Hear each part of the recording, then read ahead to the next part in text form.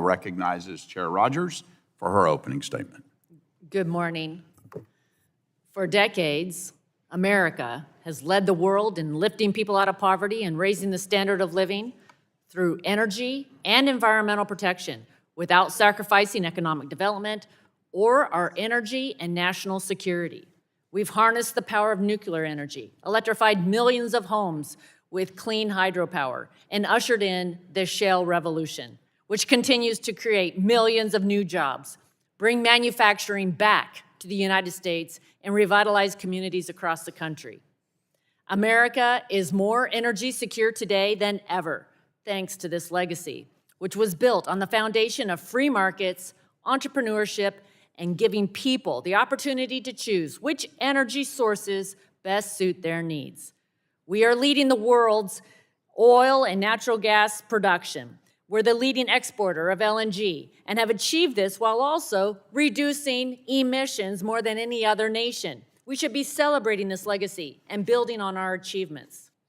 But instead, President Biden's EPA is implementing a rush to green agenda, which is shutting down production and forcibly transitioning the U.S. away from affordable, reliable energy. Efforts like the Clean Power Plan 2.0 will force states to change fundamentally how they generate electricity and raise costs across the board.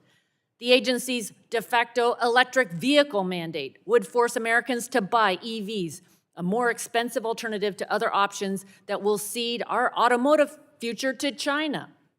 The EPA's latest proposal, if implemented, would impose additional burdensome regulations for methane, which will further stifle innovation, increase operational costs for producers, and increase the price of energy.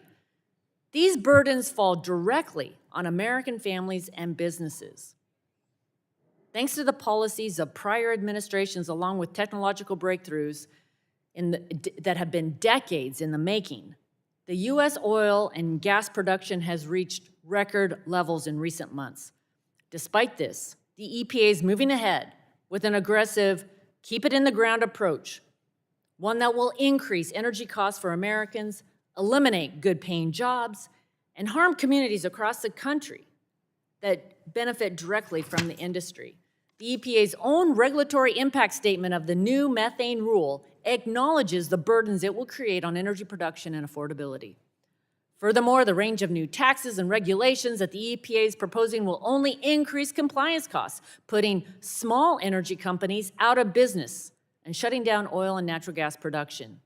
The EPA must be transparent to Congress and the American people for how these new regulations will compromise U.S. energy security and affordability. We have a lot of questions about the impacts of this rule and serious concerns that the administration is exceeding its authority under the Clean Air Act. To ensure Americans have access to affordable, reliable energy, it's vital that we understand and take action to address the EPA's proposals and ensure America's energy leadership. Before I yield back, I want to acknowledge my good friend, Subcommittee Chair Bill Johnson's last hearing with the Environmental Subcommittee. Mr. Johnson has served the people of Ohio's 5th District honorably throughout his time in Congress, and his leadership on this committee is going to be missed. Over the last year, he's led this subcommittee in more than a dozen hearings, many focused on EPA's regulatory overreach. From the Clean Power Plan 2.0, EV mandates, to chemicals, and PM 2.5. Following the tragic events of the train derailment in East Palestine last February, which was in his district, he provided invaluable leadership, leading town halls and helping coordinate speedy responses and resources for the community. Public service has always been at the core of everything Bill does, and I know that he's going to remain committed to service in this new role. We are all grateful for your leadership and your friendship. We're going to miss you. So with that, I yield back. Thank you. Gentlelady yields back. Thank you, Chair Rodgers, for those kind words. Very humbling. The chair now recognizes the ranking member.